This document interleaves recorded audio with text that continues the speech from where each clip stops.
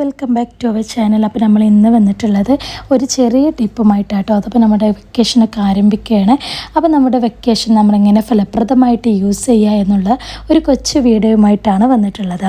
അപ്പോൾ വെക്കേഷൻ നമ്മൾ ചെയ്യേണ്ടത് നമുക്ക് എന്ത് മാറ്റമാണ് അടുത്ത അധ്യയന വർഷത്തിൽ വരുത്തേണ്ടത് എന്ന് മനസ്സിലാക്കി മാറ്റം വരുത്തുകയാണ് വേണ്ടത്. നമ്മുടെ ലൈഫ് സ്റ്റൈലിൽ മാറ്റം വരുത്തുകയാണ് വേണ്ടത്. ചില കുട്ടികൾക്ക് ഉണ്ടാവും ഹാൻഡ് റൈറ്റിങ്. ഇപ്പോൾ ഈ വർഷം ടീച്ചേഴ്സിനെ എപ്പോഴും കേൾക്കുന്ന വാക്കായിരിക്കും ഹാൻഡ് റൈറ്റിങ് നല്ലതല്ല, എക്സാം പേപ്പർ നോക്കുമ്പോൾ ഞങ്ങൾക്ക് ബുദ്ധിമുട്ടാണ്. അങ്ങനെ ഒരുപാട് കേൾക്കുന്നുണ്ടാവും ചില കുട്ടികൾ. അപ്പോൾ അവർക്ക് എന്ത് ചെയ്യും, ഹാൻഡ് റൈറ്റിങ് നന്നാക്കാനായിരിക്കും. അങ്ങനെയാണെങ്കിൽ ഇപ്പോൾ ഇംഗ്ലീഷാണ് ഹാൻഡ് റൈറ്റിങ് മോശം എന്നുണ്ടെങ്കിൽ ഒരു 4 വരെ കോപ്പി വാങ്ങിയിട്ട് ഒരു ദിവസം ഒരു പേജ് എഴുതുക. ഒരു പേജ് പറഞ്ഞാൽ ഒരു സെൻറ്റൻസ് എന്തെങ്കിലും. ഇപ്പോൾ നമ്മൾ സ്പോക്കൺ ഇംഗ്ലീഷിൻ്റെ ഓരോരോ ഇതാവുമ്പോൾ നമുക്ക് ഇംഗ്ലീഷ് പഠിക്കലാവും ചെയ്യും, നമ്മുടെ ഹാൻഡ് റൈറ്റിങ് നന്നാക്കാനും പറ്റും. അപ്പോൾ അങ്ങനെ ചെയ്യുക. ഇനിയിപ്പോൾ ഇംഗ്ലീഷ് മലയാളമാണെങ്കിൽ മലയാളത്തിൻ്റെ ഹാൻഡ് റൈറ്റിംഗ് ആണ് മോശം എന്നുണ്ടെങ്കിൽ 2 വരെ കോപ്പി എഴുതിയിട്ട് മലയാളത്തിൻ്റെ ഹാൻഡ് റൈറ്റിംഗ് നന്നാക്കാൻ നോക്കുക. ഇനിയിപ്പോൾ അറബി ആണെങ്കിലും നിങ്ങളിതുപോലെ 4 വരെ കോപ്പിയോ അല്ലെങ്കിൽ 2 വരെ കോപ്പി എടുത്തിട്ട് അറബി എഴുത്ത് നന്നാക്കുക.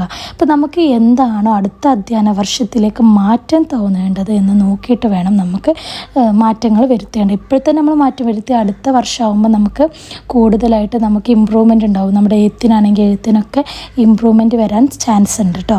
പിന്നെ അധിക കുട്ടികളിൽ കണ്ടുവരുന്ന വേറൊരു കാര്യമാണ് മലയാളം വായിക്കാനുള്ള ബുദ്ധിമുട്ട്. 1 മുതലുള്ള കുട്ടികൾക്കൊക്കെ ഈ കൂട്ടി വായിക്കാൻ വളരെ ബുദ്ധിമുട്ടുണ്ടാവും. ചില അക്ഷരങ്ങളൊക്കെ വെക്കുമ്പോൾ അത് കൂട്ടി വായിക്കാനൊക്കെ വളരെ ബുദ്ധിമുട്ടുള്ള ഒരുപാട് കുട്ടികളുണ്ട് കേട്ടോ. അപ്പോൾ അവർക്കൊക്കെ ഈ വെക്കേഷന് ആഞ്ഞു പിടിച്ചാൽ അത് നമുക്ക് ശരിയാക്കിയെടുക്കാൻ പറ്റും. അതിനു വേണ്ടി നിങ്ങൾ ചെയ്യേണ്ട കാര്യം എന്താണ്?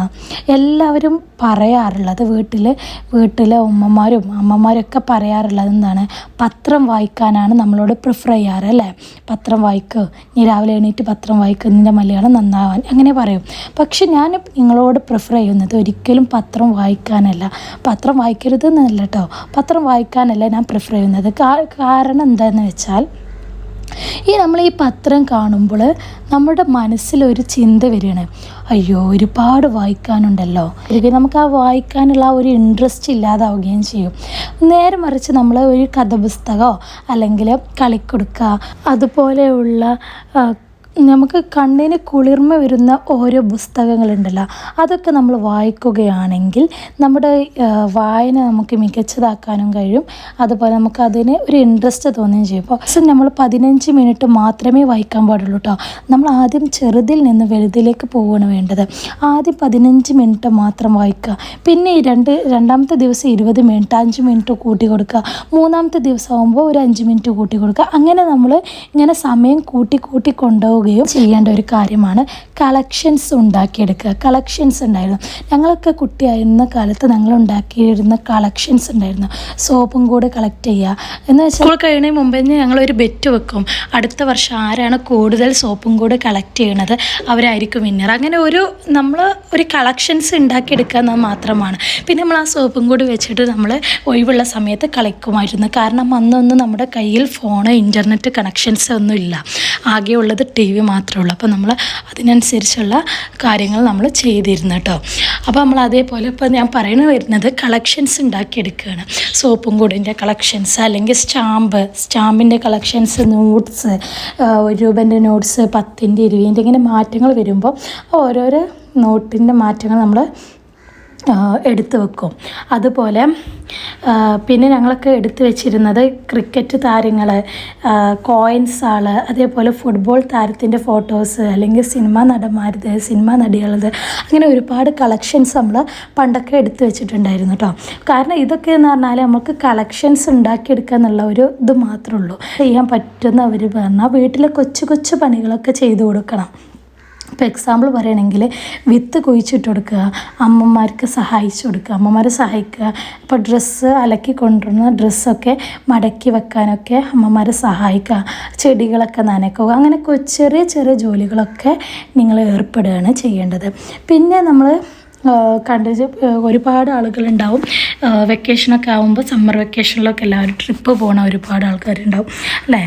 സ്കൂളൊക്കെ പോയിട്ടുള്ള സമയത്ത് ട്രിപ്പ് പോകാൻ ഒരുപാട് പേര് പോകുന്നുണ്ടാവും. അങ്ങനെ ട്രിപ്പ് പോകാൻ കഴിയാത്തവരും ഉണ്ടാവും കേട്ടോ. അവരെന്താ ചെയ്യേണ്ടത് വെച്ചാൽ അവർക്ക് കഴിയുന്നുണ്ടെങ്കിൽ അവർ ഏതെങ്കിലും ഒരു വൃദ്ധസദനത്തിലേക്കോ അവിടെ നമ്മൾ അവരുടെ കൂടെ കുറച്ച് സ്പെൻഡൊക്കെ ചെയ്യുമ്പോൾ നമുക്കും സന്തോഷം തോന്നും, മറ്റുള്ളവർക്കും നമ്മൾ കാരണം മറ്റുള്ളവർ സന്തോഷിക്കും അല്ലേ. അപ്പോൾ അങ്ങനെ എന്തെങ്കിലും കഴിയുന്നുണ്ടെങ്കിൽ അങ്ങനെ ചെയ്യാം. പിന്നെ അടുത്ത പോയിന്റ് എന്ന് പറഞ്ഞാൽ നമ്മുടെ കഴിവ് എന്താണെന്ന് നമ്മൾ തിരിച്ചറിയണം. അപ്പോൾ നമുക്ക് കിട്ടിയ ഒരു ചാൻസാണ് ഈ 2 മാസത്തെ വെക്കേഷന്. ഈ വെക്കേഷനിൽ നമുക്ക് എന്താണോ കഴിവ് അത് നമുക്ക് തിരിച്ചറിയാൻ പറ്റിയ ഒരു സമയമാണിത്. അപ്പോൾ നമുക്ക് കൂടുതൽ ഇൻട്രസ്റ്റ് തോന്നുന്ന കാര്യങ്ങൾ എന്തൊക്കെയാണെന്ന് നമുക്ക് തന്നെ അറിയാം. ചിലവർക്ക് പാട്ട് പാടാൻ കഴിയുന്നവരുണ്ടാവുക, അവരൊന്നും കൂടി ഒന്ന് ചെയ്യുക, പാട്ട് പാടി ഒന്നും കൂടി ഒന്ന് ശരിയാക്കുക. ഡ്രോയിങ്ങിന് കഴിവുള്ള ഒരുപാട് ആൾക്കാരുണ്ടാകും, അവർ ഓരോ ഫോട്ടോസ് വെച്ചിട്ട് ഡ്രോയിങ് ഒന്ന് മെച്ചപ്പെടുത്തുക.